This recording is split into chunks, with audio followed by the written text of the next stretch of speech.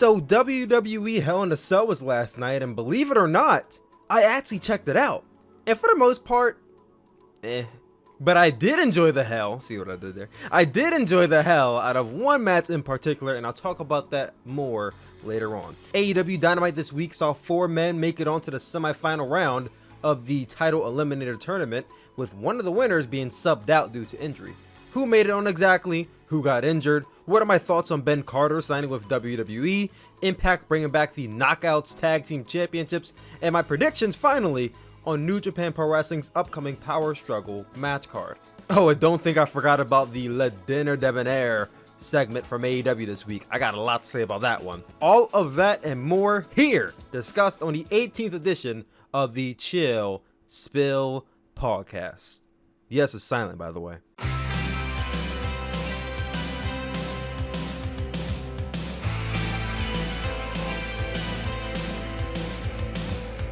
Yo, what is going on, guys? It's your boy Tyler Mask, aka Tyler Suplex, aka Tyler Williams, aka the one who thought he lived, and welcome back to another exciting episode of the Chill Spill podcast, where the S is silent, much like all the NXT fans last week after learning that their highest rated segment got beat out by a Chris Jericho and MJF Broadway special. I know, I'd be silent if I were them too, but hey, I'm all elite. I'm an AEW fan. So, I was talking, I was loud and proud about it. Let me stop.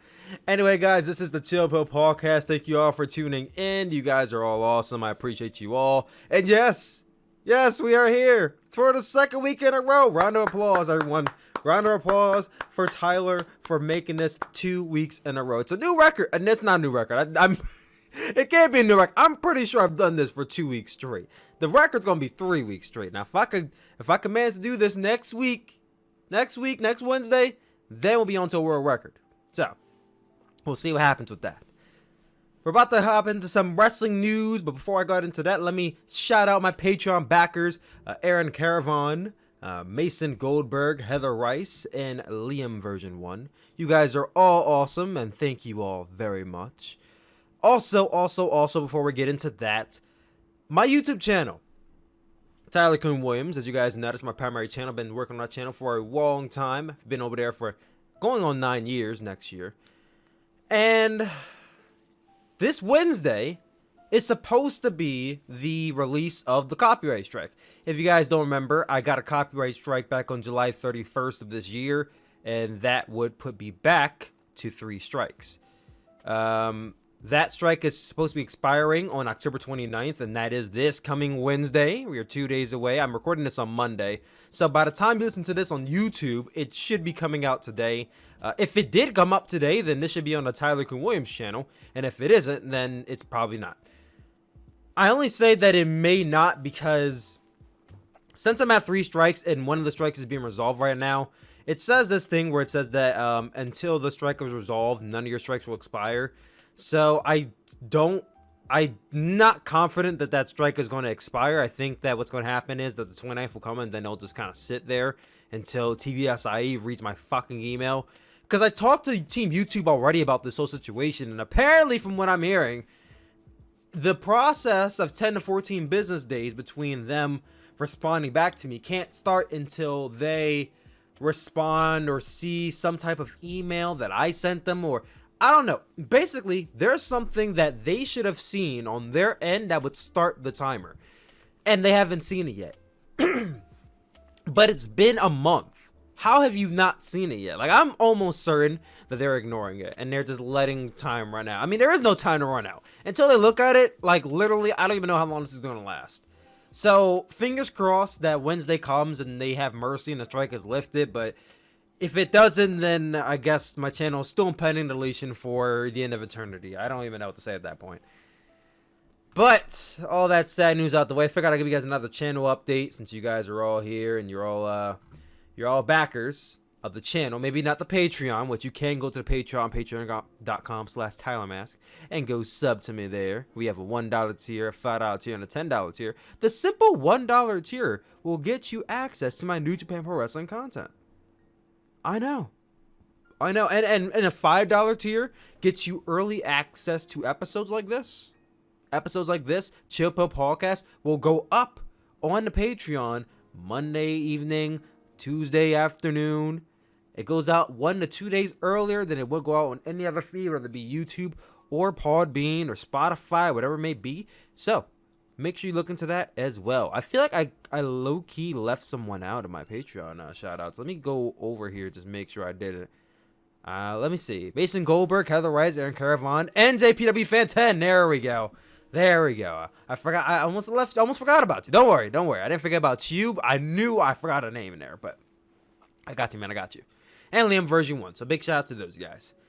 That all being said, let's now hop in to some pro wrestling news. Now, I've been trying to gather up a lot of pro wrestling news this week in preparation for the podcast.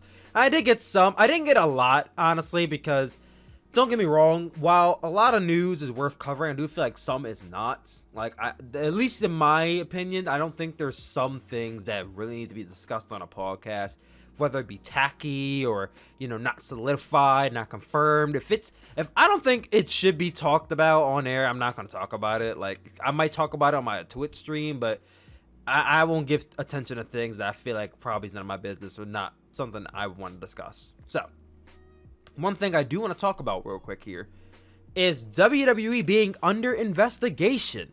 So it appears that WWE, which has been quote-unquote called a sloppy shop by some people on Elite Wrestling, maybe they are the sloppy shop that we all know they probably are anyway. As it was reported by many news sites that, and I'm taking this one from FW4 Online, that, and I quote from this website, the Orange County Department of Health is investigating buildings in WWE that is running shows in part as a wider investigation into COVID-19 hotspots in the county. So, my throat's getting a little fogged up here. Let me get some water real quick. It's like 6 minutes in. My throat's already trying to go out on me. Oh my god. Alright, there we go. So, going back to what I was talking about here. So, WWE's now under investigation. This was a few days ago, so I don't even know how long that investigation is going to take. We could already know what the results are. I mean, let's just say this right now. I know that there's had some COVID outbreaks and there's been some COVID surges in WWE. They had one, I think, earlier in the year, and then they just had one last month where a lot of the NXT guys were getting COVID. And you never want to see someone, come down with a disease of any kind. So, of course, nobody's happy about that. But you can't be too surprised when the practices that are going on over there are going on the way they are. I mean, apparently there was a whole NXT party unauthorized by WWE. And that's where all these COVID cases came from, at least. So, with that all being said, where do they go from this investigation? I mean, obviously, if the investigation goes on and nothing comes of it, they got to do something. I mean, they have to do something. What do? Do you just stop running shows? Like, I mean, let's say that right now. They're not going to stop running shows, nor do I think that they're going to get shut down. Because this is just an investigation by the Orange County Department of Health. Not the state of Florida, not the governor, not the senator, not the president. Just the county of Orange. The county of Orange. Orange County Department is investigating this. So let's say they say that WWE is a hot spot and they're not safe to run in this county. Then guess what? They're kicked out of Orange County. They can't run shows there. So if I'm correct, that would be the NXT live events. I don't think, if I'm correct, that the Thunderdome is in Orange County. They might be in a different part of Florida. I might be wrong, though. I don't live in Florida. I can't really comment on that. But let's say that they do get shut down and they got to move out of the Performance Center or the Capital One Center, Capital One Arena. What is it called now? The Capital Wrestling Center, something like that. They got to move out of there.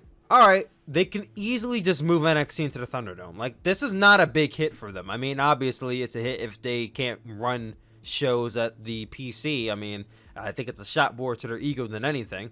They can move right into the Thunderdome. I think this month they got to renew their license with the Thunderdome because if you guys don't know, they were only in the Thunderdome for a month, contracted to be there and running shows there. So they got to renew their contract, and I'm sure they will because I don't know where else they're going to run shows at if they can't run anywhere else aside from the PC, which the PC's be under investigation, so we'll see. NXT this week is still running, so I think everything is fine, but I don't know, man. You look at the way all these COVID cases are coming about for WWE, not just WWE, but wrestling in general. I mean, the GCW show that just happened, GCW The Collective, there was a bunch of people there that got COVID, and a lot of people had to get tested for it. Wrestlers left and right are saying, oh, I don't have COVID. Oh, I have COVID. Everyone get tested. Everyone get tested.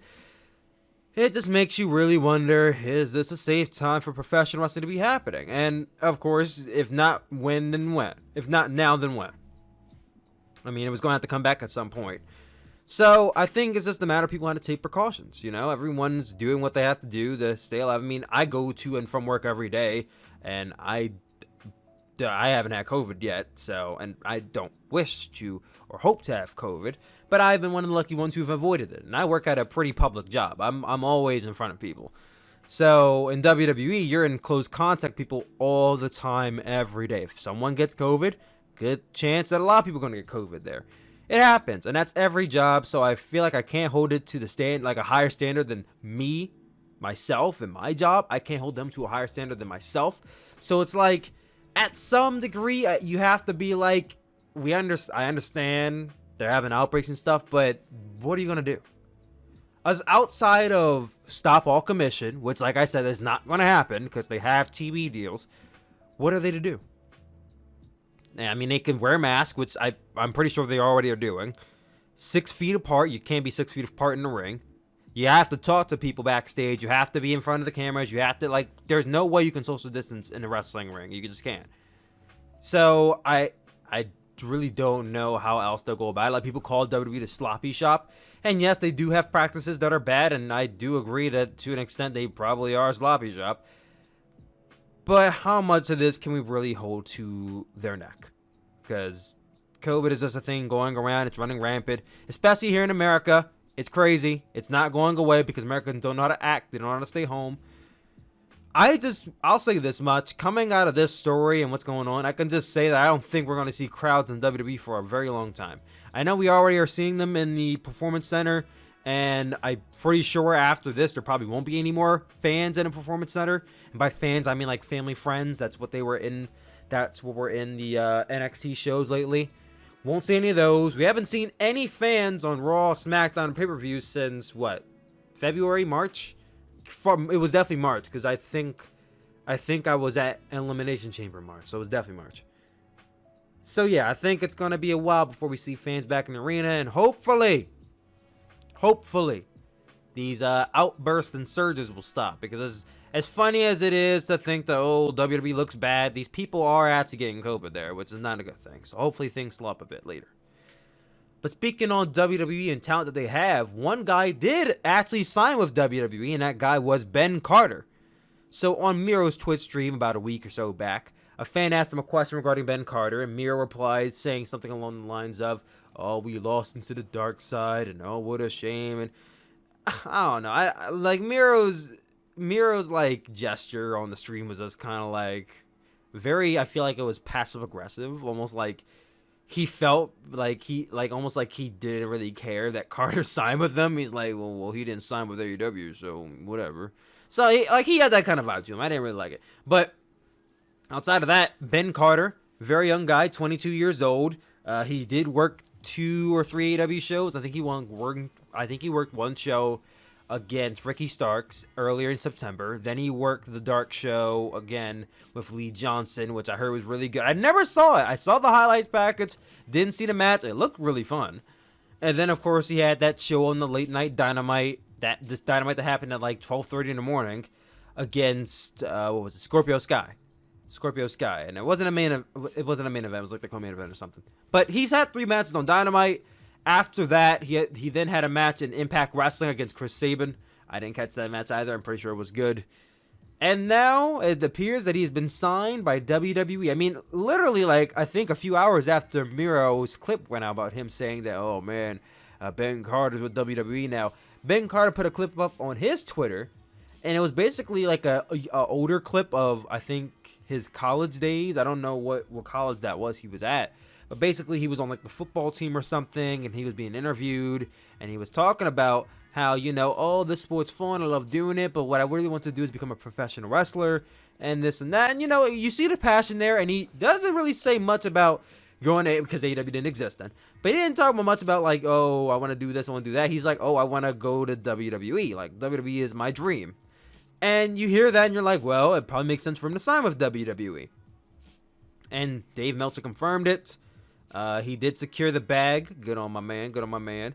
I do have a question on whether he's going to be in NXT or NXT UK. I mean, he is in America now, so it's the most sense to be NXT. But apparently he's having some visa issues, which is why during the 3 AEW dates he worked, he didn't get paid.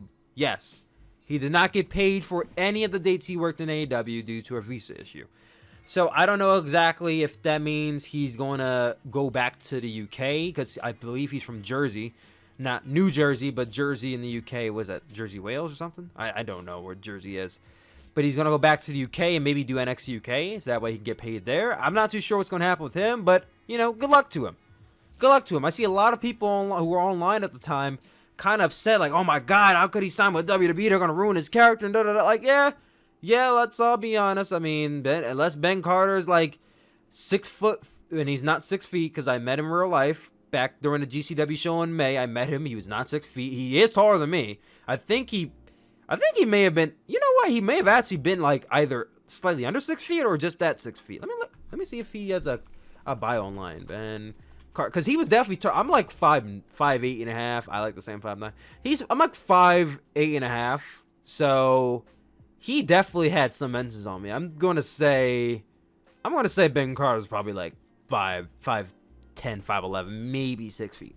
But the thing is, Ben Carter is also not buff. He's not a very, very heavy set guy, not the guy that Vince would be looking for. So that will raise some concern about whether they will get behind him or not. I think he's very talented. He has the athleticism. He's a student of Seth Rollins. He actually graduated from Seth Rollins' school called Brave. So he has that rapport. He has that, that person who probably got him. I bet you Seth Rollins put a good word for him. So I think he has something going for him, probably in WWE. How far he'll go, I don't think it's going to be very far. I mean, let's look at Ricochet, who had, I would say, even a more established career than Ben Carter has. I mean, and Ricochet's I think 30 or something.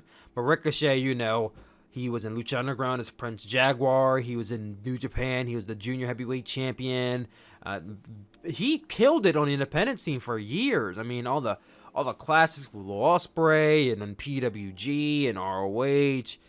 Ricochet was awesome everywhere he went. And then he signed with WWE, went to NXT. He became the North American champion. Then he went to the main roster, and he was a goner. I mean, I'm not saying they buried him like week one. It took a while, but look at where he is now. I mean, I don't know. I can't even tell you what he's doing. I can tell you he hasn't been a U.S. champ. Has he been a U.S. champion? I think he feuded with AJ Styles. He may have been a U.S. champion. Let me take that back. He may have been a U.S. champion. I might be wrong, though. But Ricochet, if you could say he's kind of similar to Ben Carter, but Ricochet didn't really get treated all that well, and he's still with WWE. So I don't want to be Debbie Downer and be like, oh, it's the end is near. It's over for Ben Carter. I have high hopes for the kid, but I don't know. But I'm not going to sit here and shit on him for signing with WWE like some people did. To all those people, what the hell is wrong with you? Like, what is wrong with you people? Why do people get so upset when guys sign with WWE? And don't get me wrong, I used to be like that once upon a time. I used to be really upset when oh my God, they signed with WWE. What is wrong with them? But now, I realize that these people have lives. They probably have homes, mortgages to pay, mouths to feed if they have families, girlfriends, wives, husbands to also take care of and think about. They're real life people like you and me. So when they see the bag flashed in front of their face and they see the whole dream potential, tell me you wouldn't go for it too. So at some point, I can't really blame these people for wanting to sign with WWE. Now, if they get buried, I'm not going to entirely feel bad. I mean, I will feel bad for them, but I don't entirely feel bad, because it's like, well, I mean, you kind of know what you're signing up for. But to try and down them for signing with them, that's just weird. I don't know what's wrong with you people. Not everybody on here does it, but the people who do, take a look at yourself and what you're doing here. outside of Ben Carter in WWE, Impact Wrestling just had their Bound for Glory show this coming Saturday. I did not watch it. I do want to get around to watching it at some point because Impact Wrestling, they had a pay-per-view before Bound for Glory in Slammiversary, which I did check out, and I thought that was a good show. So, what I heard about this, I heard this is a good show too. So, you know, maybe. There were some things that come out of this show that I would mention. The Rock appeared on Impact Wrestling TV. I know. The former WWE champion, Hollywood superstar, WrestleMania headliner, we could even say one of the biggest stars in pro wrestling history, The Rock, was on Impact Wrestling pay-per-view. Now, he did not appear in the arena. I'm pretty sure Impact doesn't have God's money to pay for Rock to appear on their show. But the man was doing an introductory for Ken Shamrock, who was being inducted into the TNA/Impact Wrestling Hall of Fame. So he got put on the Titantron. He did his little introduction via satellite, you know, talking about Ken Shamrock and all the good times they have, saying, I'm so proud of you and all that kind of stuff. But it is so surreal to me to even say that Dwayne Johnson was on Impact Wrestling. I mean, this is the first and last time. Don't expect The Rock to appear on. What is The Rock doing in the Impact Zone? Like, don't expect any of that to happen. It's never going to happen.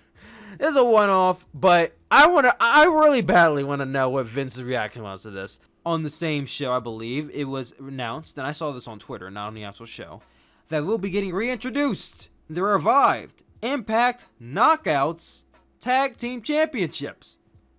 So if you guys remember back in the day, like I would say, I think these titles got introduced in like 2010. Impact Wrestling, back when they were TNA, Impact crossed the line. They had tag team championships for the women. Yes, way before WWE did. This WWE did not start the trend. It was Impact who did it first. And you can go back to different wrestling companies who did it before them. So we're getting those titles back. I mean, I don't watch Impact enough to care, but hey, good for them. They're getting some more stuff for their division. I see that Jordan Grace I don't know if she still is now, but she was the X Division champion. So it's kind of crazy to think that there's been a female world champion and a female X Division champion. So like really, like those titles are like non-gender exclusive. So now I'm wondering, I mean, if Tessa could be the world champion and Jordan could be the X Division champion, could we see a guy as the tag team? I mean, listen. The last champion, before the title went defunct, the last ever Knockouts tag team champions were ODB and Eric Young. So, a guy actually held this championship before. Could we see it again? I mean, probably not. I'm just being goofy here. But it's going to be, the champs are going to be crowned at their Hard to Kill pay-per-view in January. I may check out Hard to Kill because January is usually always a hype period for wrestling. That's the time of the year where I get the most excited for wrestling. New Japan's firing on all cylinders. WWE's firing on all cylinders. AEW had a really good month of January last year. Impact, they're doing their show. So who knows? I might have to check out Hard to Kill. Maybe have to watch Bound for Glory first, see what happens. But hey, we'll see when we get to it. That's all the Impact news I have. Let's talk about AEW Dynamite that happened last week. I thought this was a fairly good episode of Dynamite. I can't really say it was like a good or really good episode. Just fairly good. I don't want to call it decent because that would be doing, I think, this show kind of like a dismay to say it was decent because it definitely had a really, really good match in here and some noteworthy things. So, starting from the top, the first match we had was Jungle Boy versus Luchasaurus. Oh, that would have been great. But no, it was Jungle Boy versus Wardlow. It was the first round match on the right side bracket for the AEW title eliminator tournament. I thought this match was good. Hate to call it your typical David and Goliath match, but I would say it didn't really feel like something too important other than really just your average David and Goliath match. I mean, Wardlow was there to power Jungle Boy up and Jungle Boy had to fight from underneath. I mean, it's nothing overtly special, but I'd say if you have time, definitely don't skip it. Wardlow ended up defeating Jungle Boy with an F10 for the win, so he's making it onto the semifinals. Not too much to talk about in this match. It was good, but yeah, if it's there, it's there. After that, we got the confirmation that we'll be getting Jon Moxley versus Eddie Kingston at Full Gear for the AEW Championship in an I Quit match. Yes, we just saw a Hell in a Cell I Quit match this Sunday for WWE Hell in a Cell, and now we're getting another one, not Hell in a Cell, but just the I Quit match at AEW Revolution. I don't know who announced theirs first. I think WWE announced the I Quit match first. But AEW is doing an I Quit match. It's interesting, to say the least, because you have Jon Moxley and Eddie Kingston. Both guys are badasses, very, very heavy sets. Not heavy set, but like heavy set mentally. Like, they are very prideful, very, have the street smarts. Like, they don't strike me as the guys to quit. Like, if you had, let's say you have Jon Moxley versus MJF, I Quit. Obviously, I would say, oh, Jon Moxley wins. Let's say if Eddie Kingston versus Cody, I Quit match. I would say, okay, Eddie wins. Maybe, because it's Cody. Let's say Eddie Kingston versus, like, I don't know, freaking Hangman Page. I would say, okay, Eddie wins. But against each other, I have no idea who wins that. Now, it's for the AEW Championship, which tells me that I think Jon Moxley is going to win. But at the same time, do I really see Eddie Kingston saying I quit? Like, I don't know. Would Eddie Kingston say I quit? Like, how are they? Because I was talking to my friend Dane on my live stream a few days ago, and I actually we started joking around about the possible finishes for Jon Moxley, Eddie Kingston. I'll play it right here because I thought it was really funny. It goes on for about a few minutes, so if you don't care for, I recommend you listen to the whole thing because it's funny. But also shout out to my Twitch channel, twitch.tv/TylerSuplex. Let me just play the clip. Let me just play a clip for you guys right here. I think that Kingston will fade out and it won't be able to say I quit. No. No, I wouldn't do that. Because Kingston already passed out in that first match. You don't want to do that same spot again. No. I wouldn't do that. No, Eddie Kingston wins. No, because if you were going to do that spot, then you shouldn't have had him pass out in the first match. You can't have him pass out back to back like that. I wouldn't do that. Now, you book yourself an I Quit match, somebody got to say I quit. And if it's not going to be Eddie, then it's got to be Moxley. And if you don't want anybody to say I quit, then don't do the match. But it's too late. So somebody's going to have to lose, and it's going to be Eddie. It's going to be Moxley. You think Eddie's going to win? You think Eddie's... It's for the AEW World Championship, which is why I don't think Eddie's winning. I hope so. I like Eddie Kingston. I like Eddie Kingston too, but I don't think he's beating Jon Moxley. He could be a good champion. No, I'm not saying... I would be shocked if he beat Jon Moxley. Because I don't think the story is Eddie Kingston versus whoever is going to be a number one contender. Like, Eddie Kingston versus Kenny Omega? Like, that doesn't sound like the match to me. It sounds like the match should be Jon Moxley versus Kenny Omega, the rematch. I don't want to see the rematch. We already saw that. I mean, I think there's a story there. I mean, Eddie Kingston versus Kenny Omega sounds like a good match. It doesn't sound like an AEW Championship match. And then, if you do that match, then obviously Kenny Omega is winning. So that means Eddie Kingston will lose in his first title defense. I guess maybe if you want to give, like, Kenny a challenger coming out of his title match, you can have...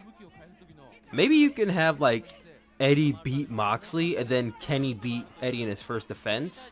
And then you do Moxley versus Omega at Revolution next year. Like, maybe you don't do Kenny beating Jon Moxley for the title, but Moxley chasing it back against Kenny. I mean, you could go that route, but I don't know if AEW is going to have Eddie Kingston beat Jon Moxley. I don't know. I personally would not do the finish you said, because if you say the match is I quit, then someone's got to quit. Because that's like Hell in a Cell in 2019, where the match was won by disqualification. It's like there's no disqualifications in Hell in a Cell match. I know what the finish is. What's the finish? So, I've seen this one before. So, what they're going to do is they're going to take a promo. Oh, Lord. It's the fucking Rocket Mankind. Yeah. Yeah. Oh, my God. I knew that's where you were going with it. I'm like, oh, my God. It's going to be the Rocket Mankind all over again. Is it going to be Eddie? Yo, Eddie should do it. Eddie Kingston. Eddie mic'd up Jon Moxley saying I quit. Jon Moxley saying I quit. But where is he? And then everyone boos. But where is he going to get a tape of Moxley saying I quit? He has to say it in a promo. He'll find it. He's going to find a promo from Jon Moxley in like 1999 saying I quit. He's gonna find a tape of Moxley going into Vince's office and saying I quit, and then use that on AEW. Yeah. Oh no, that's the worst. No, you know what? Dude, If that happened, I would laugh my ass off, and I would be like, you know what? This is so crazy and over the top that I'm here for it. bro. Like I would one hate that finish really badly. I feel like that's a finish I would want to hate, but can't. I would respect the hell out of it. Or you know what else they can do as a finish? Which I don't know if I highly doubt they're gonna do it, but it'd be really cool. And this is my booking cat coming on. They can have like Eddie Kingston like has Moxie on the ground and like tie it up somewhere, and then like Eddie will have like the Lucha Bros bring out Renee Young, and Oh like my God. take a chair and like if you don't say I quit right now, I'm gonna bludgeon her head in, and then force John Moxley to say I quit that way. I do that. Dude, that would be crazy. I do that, Spot. I do that, but I don't think they have the guts to do it. You think they're gonna bring her in? No, I don't think they have the guts. Listen. I don't know how they're going to pull it off with both men's character once again, but I'm intrigued nonetheless for this match. After this, we get into Kenny Omega versus Sonny Kiss. Yes, Sonny Kiss. Originally, the opponent was going to be Joey Janela. Joey Janela was pulled from the match card after the COVID outbreak amidst the GCW collective show having their outsurge in a sense, so they kind of pulled him. I believe he came into contact with somebody with COVID, so that makes the most sense. So we got this match. Kenny Omega got a new entrance here, and it started with Justin Roberts introducing him. Okay, so Justin Roberts says, and now, the Mega Champion of AAA, PWI's top 500 #1 wrestler in the world, Wrestling Observer Wrestlers of the Year in 2018, Sports Illustrated Wrestler of the Year for 2017. He's broken the Dave Meltzer 5-star scale 7 times, and he has both highest rated singles and tag team matches of all time. He is so fluent in Japanese that he sometimes translates for Michael Nakazawa. He put the emphasis on Nakazawa there. He once performed in North Carolina. I don't know why he emphasized he once performed in North Carolina, but I popped. He stands 6 feet tall and weighs 224 pounds. He is Kenny Omega. So Kenny got that really over the top entrance. He had these two more than stellar looking ladies come out to the ring, one piece bikini on. They had broomsticks pretending to sweep up some dust. So Kenny's on the stage and there's this like tarp over top of it, and you see Kenny's silhouette. You don't see him, he's behind the tarp. And then he puts his hand up, the tarp drops down, and then Battle Cry plays. A cool entrance. I wouldn't do it every single week. It was a nice entrance for Kenny Omega though. I mean, I guess if they're heading towards a Kenny Omega heel turn, maybe if you want to get crowd heat by having this long ass entrance, then maybe. I mean, we already see this with Cody. Cody does the Cody already does the long drawn out entrance. I don't know if we need both Kenny and Cody doing it, because no one else that's a heel does long drawn out entrances. So what makes Kenny and Cody so special? I know what it is, but I won't mention it here. So bell rings. Kenny and Sonny shake hands. Afterwards, he hits Sonny. Kenny hits Sonny with a V-trigger, follows it up with a one-winged angel, and pins Sonny Kiss. And right immediately once the 3 count hits the mat, Kenny has this "that was so easy, who am I even here right now?" Kenny has that was so easy face, like this kind of smug ass, dopey, almost like blank look on his face. It was really funny. Kenny wins in 26 seconds. Might be the shortest match in AEW history. Some people were not happy about this. Some people did not like the fact that Sonny Kiss got jobbed out in 26 seconds. But I will come to the defense of AEW here. The defense of this decision here. And say that if Joey Janela were in this spot, they probably would have done the same with Joey Janela. Now, could they have dragged out the Joey Janela match? Obviously, because they had a match before on Dark. But I don't really see why Sonny Kiss would have to go in there and have like a 10-minute match with Kenny Omega. I mean, if the idea, and I believe it is the idea, is to start this Kenny Omega heel turn, then what better way to start doing that than having Kenny run through his opponents and, you know, almost effortlessly beat them while Heyman Page is working his way up, having a struggle. And Kenny Omega kind of is having to go through this with ease. Now, his next opponent, he shouldn't beat him in 26 seconds. Is not what I'm saying. But here, I understand it. I think it makes sense. Is Sunny Kiss buried? No. I mean, Sunny Kiss is kind of a lower card guy anyway, so I don't really think it hurts him in any way. He's already at the bottom of the card. But Kenny Omega wins this match. He's making it on to the next round. Left side bracket, semifinal guy. Let's go. After that, we got an Orange Cassidy promo. I can't tell you a single thing that happened there. And then after that, we had a Cody promo.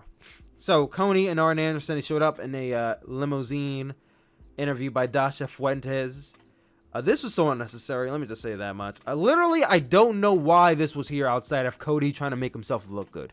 Like, outside of this one segment, he wasn't on the show at all. No backstage segment. No going out to the ring. Nothing. He wasn't on the show outside of to say that, oh, you know, I just juiced up. I'm 14 pounds heavier. I'm a heavyweight in the world of light heavyweights. I'm the giant killer. I'm this, I'm that. I'm this, I'm that. And Anderson is just right there gassing him up. Like, I don't understand how he's supposed to be a babyface. Like, I know he cut a promo saying that, oh, I'm never going to turn on the fans. But his actions, his words, they all say heel to me. I don't know about you guys, but he's a heel in my book. You can say that the heel turn's coming. I think he turned heel a long time ago. I think they could have put the segment on dark, to be honest. Eddie King said a promo after this, too. That was a really sick promo. Not going to recite it. Definitely go check it out. It's probably on AEW's YouTube channel. We then get into the next match. Penta El Zero M versus Rey Fenix. This match was hot, man. This match is really damn good. Do I want to call it great? I'll say really damn good. So, as you know, they're the Lucha Bros. Lucha guys. They do their Lucha things. But they're two different styles and two different personalities in a sense. You have Pentagon, the very dark character, almost like a dark serpent in a sense. He does his really stiff chops and his loud kicks and very sadistic in his nature in wrestling. They have Phoenix, who really delivers that high action lucha libre action with the dives and topes and the ranas. Like, anything Phoenix does is just so awesome and beautifully executed. And Pentagon, it's always usually so gritty and in your face. And that's why I love them. They work together greatly, even though they're polar opposites in a sense. They're brothers, so that's why it makes sense. At the very least, this was just good. But all the action in here from top to bottom, even the slow, like, it wasn't even a slow start. Like, they start up with the lockups, and then next thing you know, one guy took a chop. Phoenix is like, hit me harder. And then you see Pentagon do the removing a glove, like, oh, when he takes the glove off. Hey! Pentagon, I'll say this. I said this once. I probably said this twice, 3 times. I'll say it again. There is no guy on the planet outside of Volta and Kenny Omega, because Kenny Omega has some underrated chops, who has a louder and more devastating sounding chop than Pentagon. Pentagon also has some of the loudest and most devastating leg kicks. Like, whenever, and I know that's him kicking his own leg, but whenever this guy kicks you in the leg, you hear it. And the opponent sells it very well. Like, Pentagon is just such a great striker. That's his specialty. And in this match, we saw that Phoenix was repelling with his own strikes, but of course they weren't as strong as Pentagon's, and they started going at each other again. Phoenix, he started doing a tightrope walk on the rope, but Pentagon took him off, and that's where he kind of took over for a little bit after that. They got into the ring, got on the middle rope. Both of them were, one on one side, one on the other. And obviously we're setting up for a top rope runner off the middle rope, which was going to be cool. So Phoenix leaps up off the top rope, hits a head scissor onto Pentagon, and he flips off the rope. I don't know if maybe Phoenix didn't get all the rotation. He probably didn't. But Phoenix comes down straight on the back of his head, and it was brutal. Oh my God. It was really jarring the way he came down. And it was even more jarring the fact that he really, he wasn't knocked out or anything, but the way he was selling it, and I'm sure it wasn't selling, I think it was more so he was in pain. But just the way he looked afterwards, you were kind of concerned for him. You're like, is he okay? You know, Ollie Edwards went to check on him, and he was spitting out, like, not spitting up, like, you know, like throw up, but he was like, you know, projectiling spit, and it looked kind of dangerous for a second. But the first minute, he was very wobbly, which was not good as well. but he did end up finishing the rest of the match. Pentagon did his arm snap on the Phoenix, which Lucha Underground style, he did the arm snap. I marked out for, even though like he didn't finish the match off. I remember back in Lucha Underground, he hits the arm snap, Phoenix gets up, and he's looking at Pentagon. Pentagon's hesitating. He's like, he's trying to figure out what am I gonna do next? What is my next move? He goes for his package pile driver. Phoenix pulls him in, hits a Mexican destroyer, and gets the 3 count. Phoenix winning this match.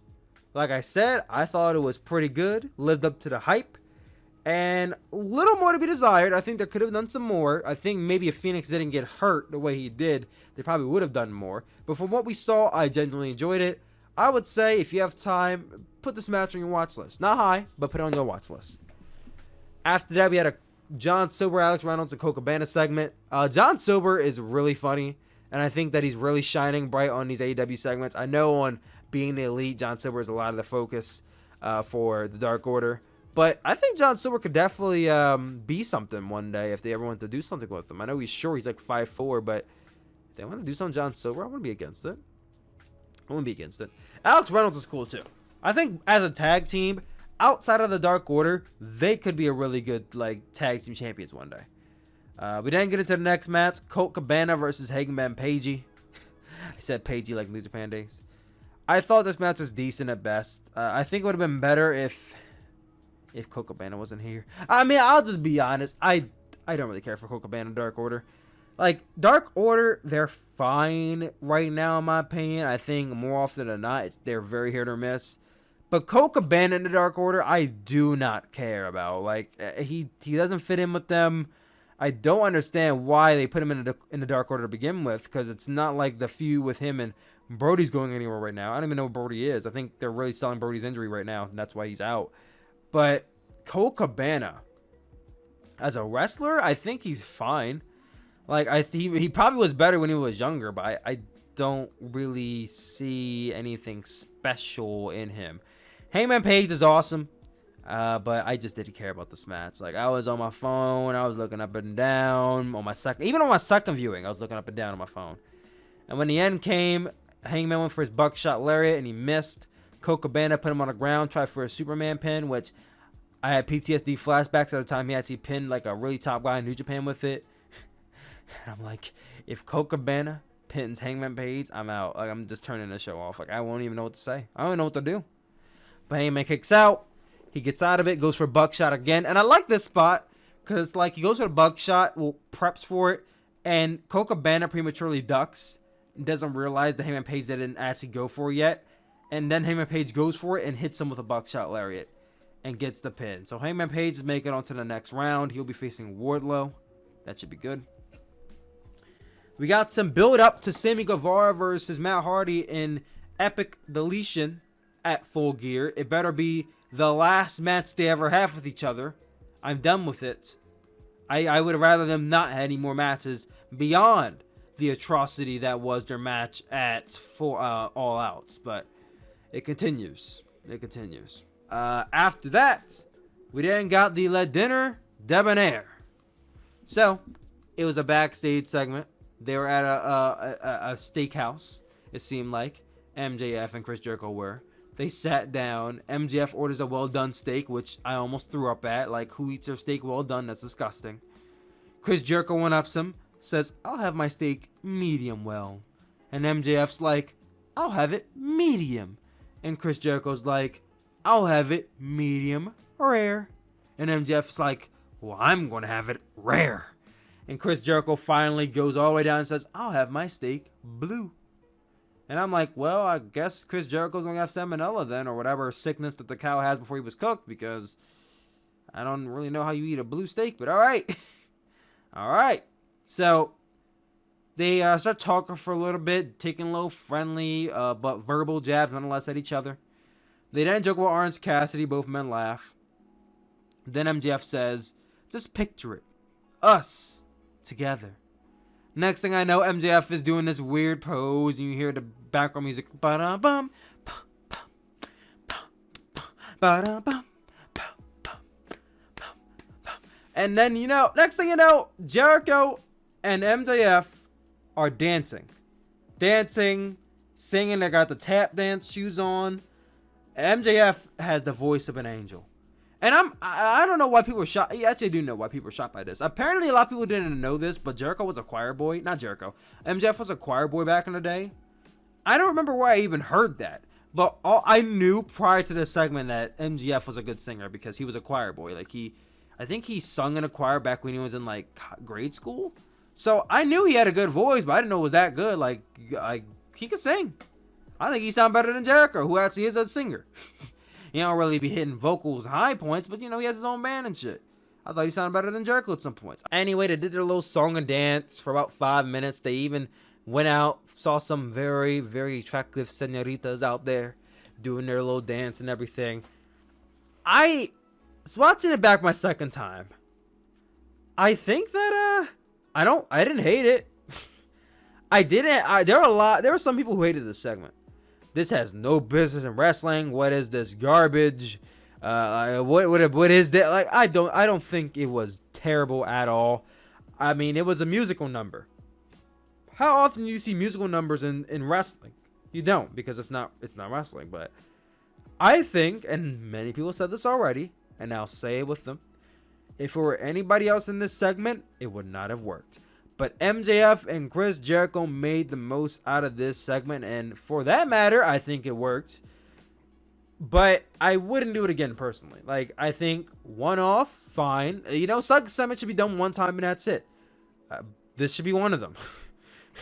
I think if you come back and do it again or do an encore Full Gear, then it's like, all right, let's not act like you guys are actual Broadway theater actors.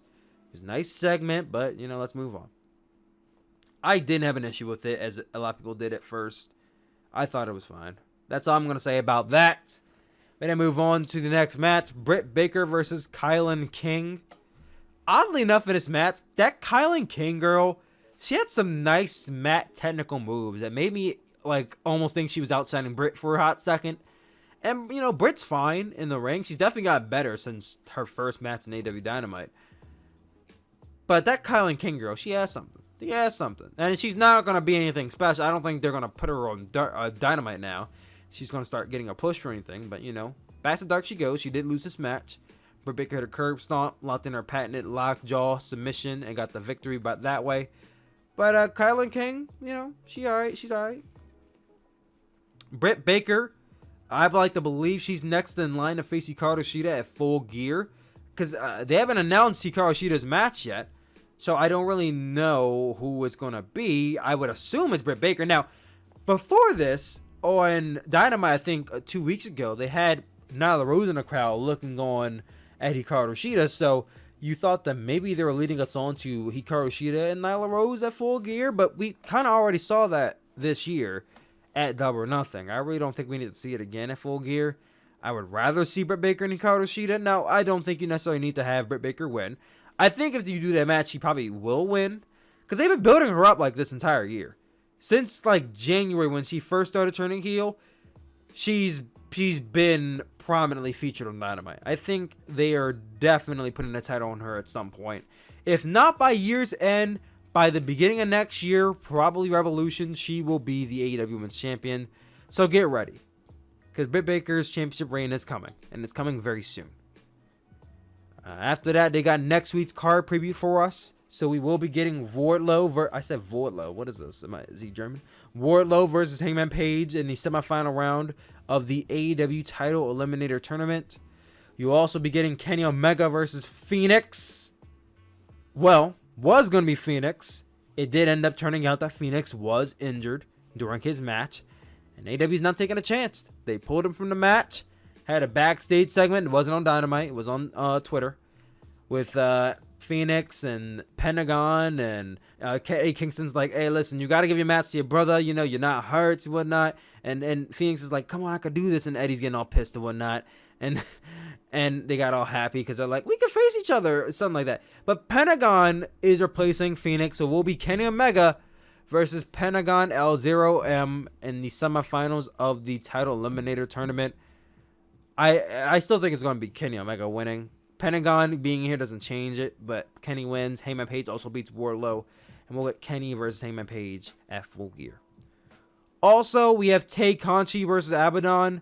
It was reported that Abaddon suffered a injury during the show and got hospitalized. So I hope she's doing well.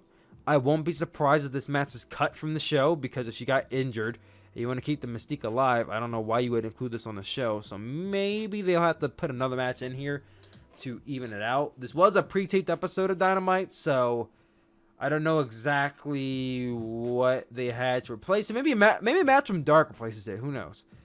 But that match may or may not get cut.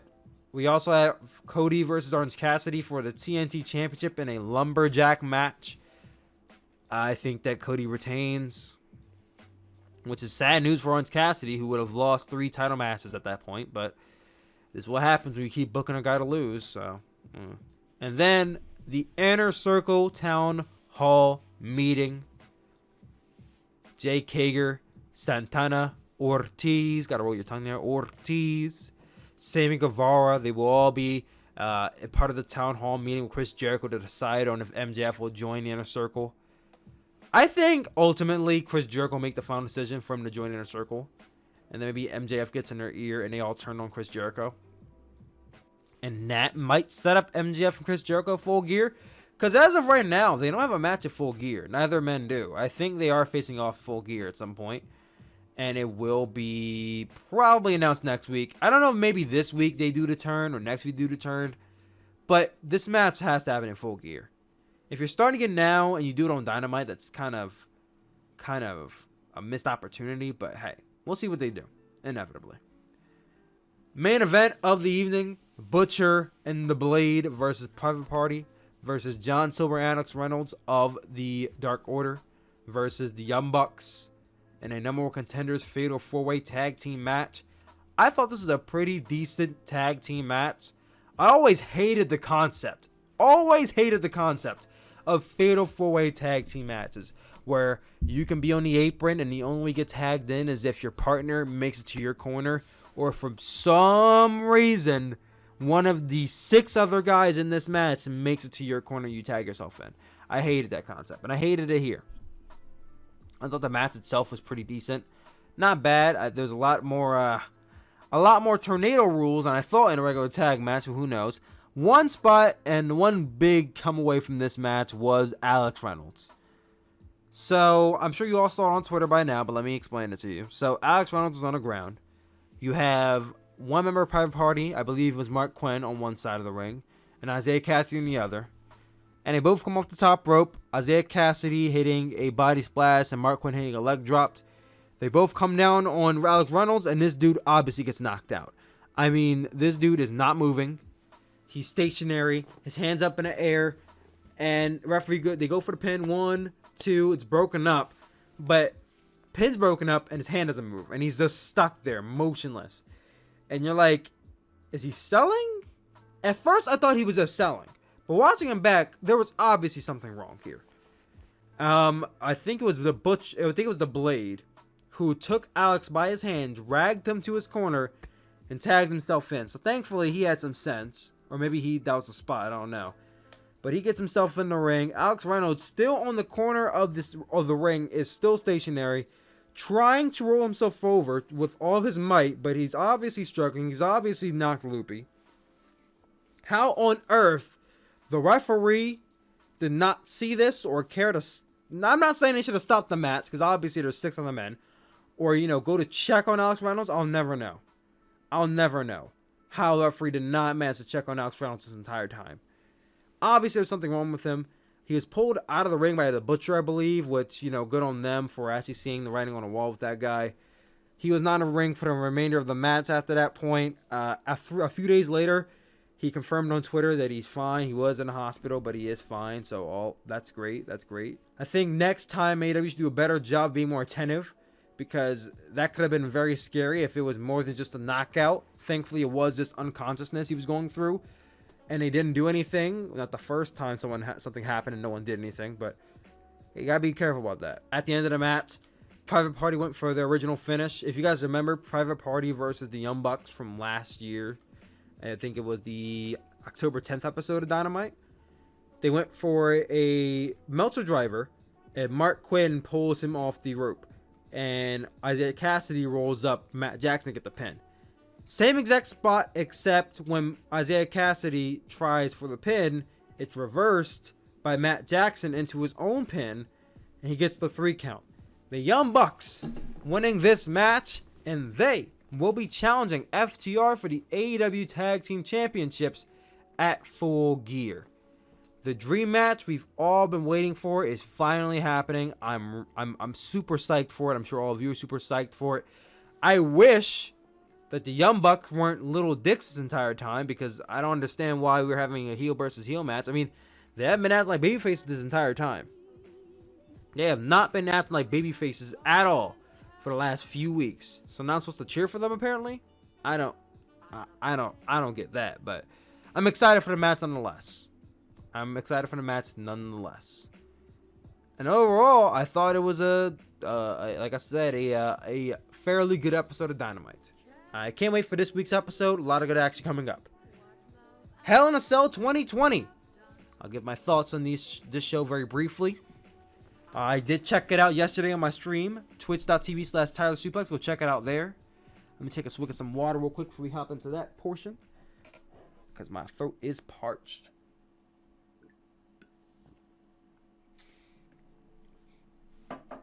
My glass is pretty much empty now. There's no water to drink. But let's go through this card. We have Roman Reigns versus Jey Uso. That opened up the show. Roman Reigns versus Jey Uso for the Universal Championship Hell in a Cell I Quit match, the first of its kind. This match was very much like the first match. If you guys watched the first match, it was very emotional, very story driven. Not a lot of high spots, little to no high spots really. Just Roman Reigns kicking Jey's ass, talking trash, a lot of words exchanged. This is the match that is made for the COVID era. And I thought, honestly, Clash of Champions was one of the best matches WWE's put on all year with Jey Uso and Roman Reigns.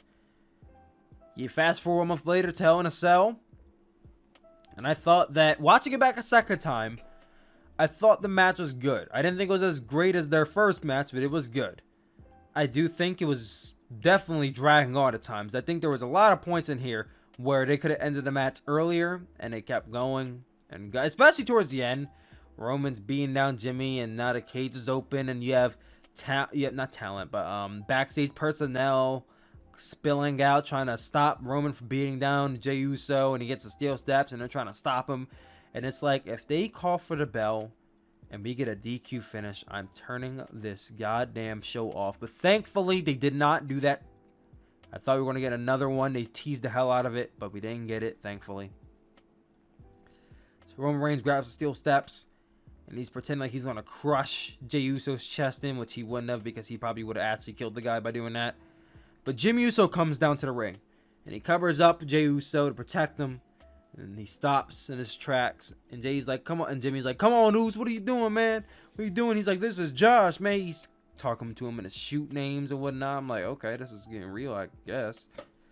And he's trying to talk some sense to Roman, and Roman starts crying. I mean, not bawling his eyes out crying, but, you know, puffy eyes, you know, face getting a little red, teardrop falls down. I thought the acting was good. A little cheap, but good. You know, if you were super into this match, you probably loved every second of it. I was not into it the first go round. Second go round, I was a little bit more into it than the first time. By the time Roman was finished crying, he pulls Jimmy Uso in for the guillotine choke.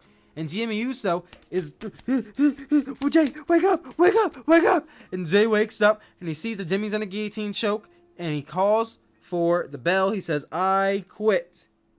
I quit. And Roman Reigns reigns supreme. So the Roman Reigns, still your Universal Champion. And by the stipulation of this match, he is now going to be having new subordinates in Jey and Jimmy Uso. I thought the match was good at best. I did have my thoughts after the match, a little theory. And I'm mostly joking when I talk about this theory, but I had a theory on why I think the finish happened the way it did. I'm going to play right here. This is from twitch.tv/TylerSuplex. Tell me what you guys think about this theory, okay? I like how Jimmy's like, yo, wake up so we can lose this damn match, bro. Wake up. If Jimmy was a real one, no, bro. Let me talk about this. If Jimmy was a real one, he wouldn't have woke Jay up. He would have just passed out. Why was it that damn bad? Let's think about this logically for a second, right? So, Roman Reigns versus Jey Uso was supposed to be for the stipulation was if Jay loses this match, then basically Jimmy and Jay has to be Roman's bitches. That's basically the stipulation. If you lose this match, you're my bitches. Jimmy gets involved in a match. He ain't had no business getting involved in that match, by the way. He gets involved in a match and to save his brother. Understandable. He gets put in a guillotine choke.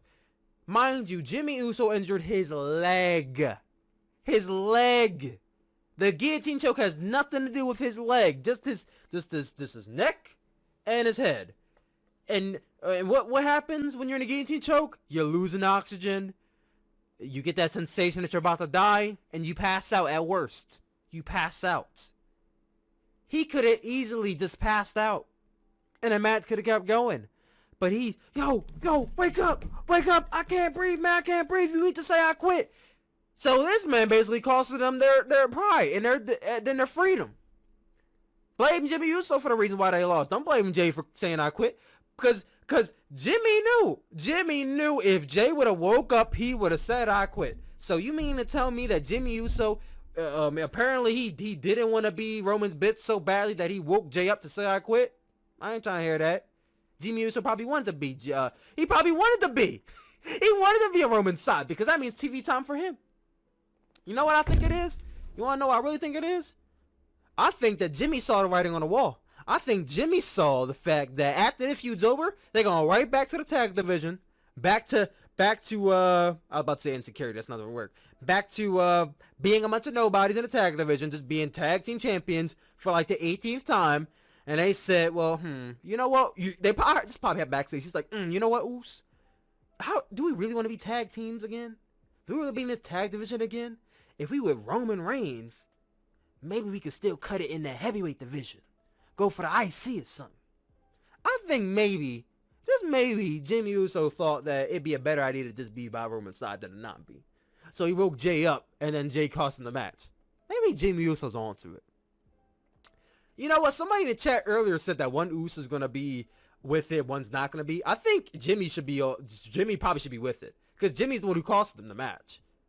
I think somebody in the I don't remember who it was. I gotta scroll up to see who said that, but they on to something. I think they on to something there. Now, that's me making a story up in my head of what I think should happen. That's probably not what they're going with, but I'm just saying. I'm just saying it's there. It's there if you want to use it, WWE. It's there. If you do use it, pay me my royalties. And listen, bro, I'm just saying. Maybe Jimmy called it on purpose. It could happen. It could be possible. But we move on to the rest of this show. Elias versus Jeff Hardy was the next match. Didn't watch. Don't care for it. First time, I didn't care. I talked about my Spotify playlist. Second time, I didn't. I skipped it again. Next match. Otis versus The Miz for the Money in the Bank briefcase. Once again, didn't care for it. I saw the ending. Pulled my head at the last second. And saw Tucker clobber Otis in the face with the Money in the Bank briefcase. And he went stumbling backwards and Miz rolled him up for the pin. So The Miz is now a two-time holder of the Money in the Bank briefcase. Can't call him a winner because he didn't win that briefcase. Technically, Otis did. But he's now a two-time MITB winner. And to that I say, what a waste. The Miz is great. The Miz is great on the mic. You know, he's good in the ring. But The Miz is almost 40 years old. You have a lot of talented guys on your roster who could have easily got this briefcase and had a run. But The Miz, again, having a run as WWE champion. He didn't cash in tonight, but he will eventually. Having a reign as WWE champion 10 years ago, yes, when The Miz was like 30-something, 20-something, whatever. But now, Miz, I don't know. It seems like I'm in the wrong time period. I don't know. But another thing I don't know about is why Tucker turned on Otis. I don't care enough, obviously, to really be invested in the turn. But why did Tucker turn on Otis like now? Like, why? You don't have that many tag teams to begin with, and you're breaking up another tag team? I mean, I understand that they split them up. Tucker's on Raw now, Otis is on SmackDown, but damn. Could have kept them together in case, one-time reunion. I don't know. I don't know why they did this. And you think about the aspect of Tucker being a singles guy. And I'm sorry, I don't think Tucker is going to be anything big. It's not going to happen. I see what they're going for here. They're possibly hinting at Tucker having a big, but it's not happening. Otis by himself, I don't think he's going any higher than 24/7 material. Together they were stronger. Apart, huge mistake in my opinion. But I'm going to speak on that no more. Because then we hop into the best part of this show. Sasha Banks versus Bayley for the SmackDown Women's Championship. This was quite simply the best match on the show. This was great. Did it live up to the expectations of their first two matches in NXT TakeOver Brooklyn and NXT TakeOver Respect? I think it did. I don't know. I don't know if it was better than those two matches. It definitely wasn't better than the first match. The first match, you don't get any better than that. But this is definitely either second or right behind the TakeOver Respect match, the Iron Woman match. We saw some tables, ladders, chairs, kendo sticks, fire extinguishers, anything they could get their hands on, they used in this match, and it was great. I loved it. So one of the crazier spots in this match, and one that I really loved, Sasha Banks earlier in the match set up a chair in the corner, and Sasha, she's kind of standing. I don't know what happened that she was standing there all dazed and confused, but Bayley is on the other side of the corner, and she starts running at Sasha. I'm like, is she gonna speed her into the chair? That doesn't seem like it's gonna work. But no, she sunset flips over Sasha, and Sasha goes flying into the damn chair. The back of her head smacked the shit out of that chair, and it was a crazy ass spot. But Sasha continued. I almost thought she may have got concussed on it the way she smacked the head, but she was all right. She continued on. More spots ensued. I was peeled into this match, man. I mean, it's been a long time coming too. They've been feuding, teaming, off and on for like the last 5 years. So this is the great culmination. So let's get to the end here. Sasha Banks grabs a chair, and she wraps around Bayley's neck and applies the Banks statement. Before this, she actually hit a Bayley to belly onto, Bayley tried for Bayley to belly onto Sasha. And Sasha got out of it, pulled her down, and then she wrapped the chair around her neck and locked in the Banks statement. There we go. And Bayley, she's in the submission. She's trying to reach the rope, and Sasha starts stomping on her hands. Shades of their TakeOver Respect match, the Iron Woman match. Starts stomping on her hand, and Sasha Banks taps out Bayley. Sasha Banks is now your new SmackDown Women's Champion. I thought this is great. This is great. I enjoyed it. Sasha Banks is now the second ever Women's Grand Slam champion, right behind Bayley, who was the first. She has held the Raw Women's Championship, I think, 4 times. This is her first reign as SmackDown Women's Champion. She was the WWE Women's Tag Team Champions, the inaugural. And then, of course, she's been the NXT Women's Champion. So Sasha Banks has almost done it all. She has not won Royal Rumble, and she has not won Money in the Bank yet. So she still has some things left to do. But so far, she's running through it. I'm just saying. Contract comes up in a few years. Head out of here. You already done all there is to do in WWE. AEW's calling. Like I said, I have to watch back the Iron Woman match to say if I think it was better than that. But it's definitely either number 1, number 2. Will probably be one of my favorite matches of the year by the end. Outside of this, we then had a buffer match. Bobby Lashley versus Slapjack of Retribution for the United States Championship.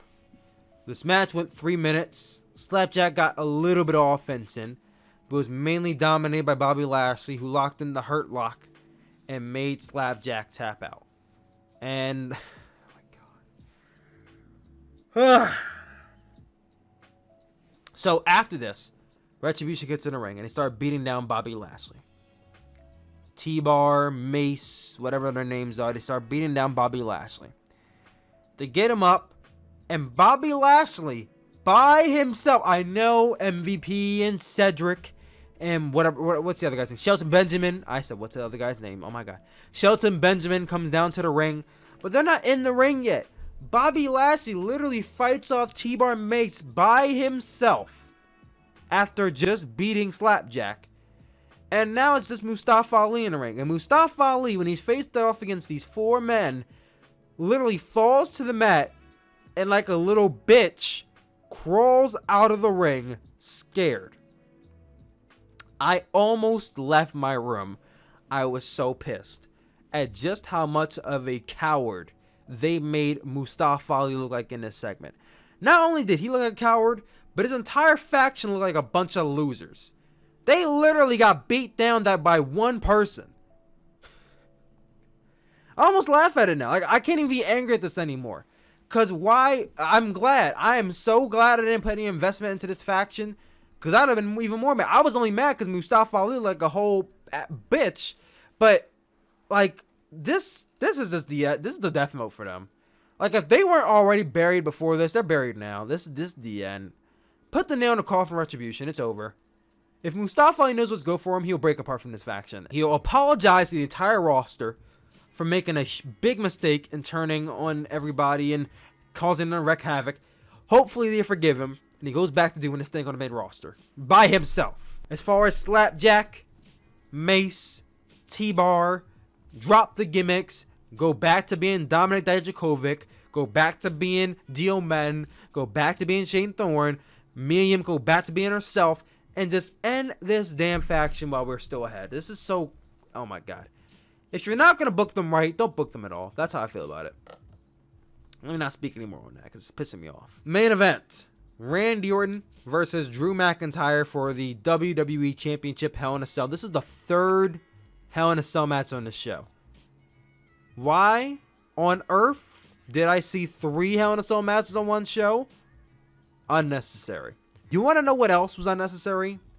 This match going 30 minutes. 30 minutes this match went. It was so long. It dragged out. And these guys aren't the most dynamic wrestlers. I mean, Drew's great. Randy Orton is obviously great in his own right too. But they do not have the moveset to really have that great epic match you expect. It's just not the pacing they were going for. And on top of that, there weren't many weapons used in here. A lot of this was them brawling. This is just corny. I didn't like this at all. And then they went outside the ring. They went outside the ring twice. They exited the cage twice. Second time he went outside the cage, Randy Orton beats him down. He looks up and down at the cage like a dumbass for a straight minute before climbing up the cage. And I'm like, okay, here we go. Who's going off the cage? I'm talking about chat. Who's going off the cage? It's going to be Randy. I don't see Drew going off the cage. It's going to be Randy. Or it might be Drew because Drew's younger and more agile. Drew climbs up the cage. You get this cool visual of both men on the cage. Randy from out of nowhere pulls out a damn red pipe that was just hanging on top of the cage for no reason. Tried to use it, but Drew fought him off. As soon as he fights him off, he starts climbing down the cage. And I started booing. I said, this is so corny. Why did you climb to the top of the cage if you are not going to go off of the top of the cage? They did go off. The safe route. I ain't paid to see a safe route. I want someone to go off this cage and do the damn mat. Damn. Can't get some violence around here nowadays. Anyway. So they start climbing down. They get to the... and I know exactly what's about to happen because we've seen this 2 years now with Seth and Dolph in 2014 and someone else in 2018 where they go to the midpoint of the cage and then they just fly off. And we see it. Randy sends Drew McIntyre off the cage, off the middle of the cage, and he goes crashing down to the announce table. Randy then gets him up, gets him in the ring, tries for an RKO. Drew counters to a backslide pin. Because, yeah. And then he hits a Claymore onto Randy Orton. Goes for the pin, but he kicks out. I'm sitting here like, why is this match still going? That RKO should have been a finish. 2 more minutes go by, and Randy finally hits the RKO and gets the pin over Drew McIntyre. Randy Orton is now a 14-time WWE champion. He has time with Triple H for the 3rd most WWE world title reigns in history. Triple H, another 14-time champion. John Cena, 15-time champion. And Ric Flair, 16-time champion. John Cena's 15. Yeah, John Cena's 15. He's not tied to Ric Flair just yet. But that was Hell in a Cell. I thought the show overall, I wouldn't watch it again. I will watch Sasha and Bayley over again. But the entire show, no, nada. I give the show a solid 6 out of 10. Bayley and Sasha saved it from being below a 5, in my opinion. But that was the show. Let's now hop into the last portion of this podcast. Power Struggle. So last week, I discussed the match card, talked about it, but I didn't do predictions because I said this week I'll do it, and hey, here I am holding my end of the bargain. We're actually talking about Power Struggle again. So, I'm going to go down the list of the Power Struggle match cards and give my predictions for each match. The show will be not this Saturday, but next coming Saturday. So I probably should do it on the next episode, but hey, here we are. First match on this card is a provisional KOPW 2020 match. Toriano defends his trophy against Zack Sabre Jr. Zack Sabre Jr. he is too good to be plagued by the stupidity of that trophy. Toriano retains. Easy answer. We then have the Never Openweight Championship on the line as Minoru Suzuki defends his championship against Shingo Takagi. Shingo Takagi was originally the champion and lost it to Suzuki. I thought for sure this is happening at Wrestle Kingdom, and it still may happen at Wrestle Kingdom. Maybe just doing a match here.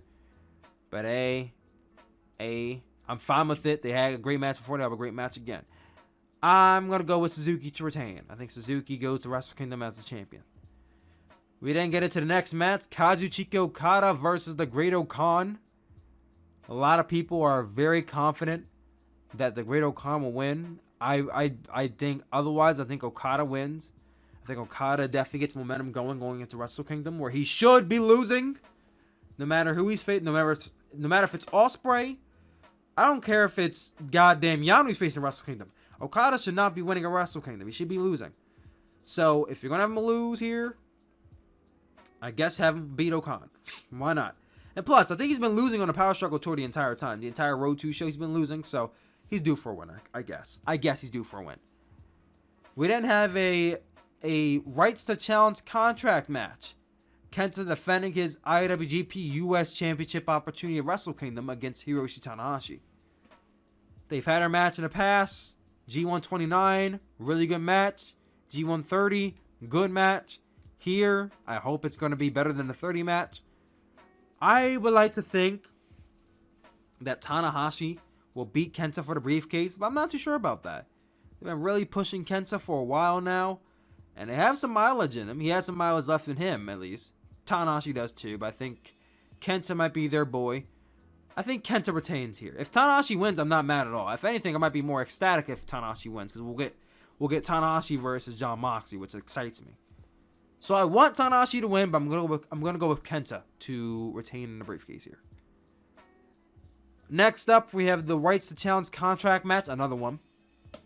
This time, Kota Ibushi is defending his rights to the IWGP Heavyweight and Intercontinental Championship match at Wrestle Kingdom against Jay White. Jay White won. He got to the finals of the G1 last year with Ibushi and lost. He sees himself back in this position against Ibushi again. They had a match at the G1 earlier this year, and Jay White beat him. So, I think logic says that Ibushi's due for his win back.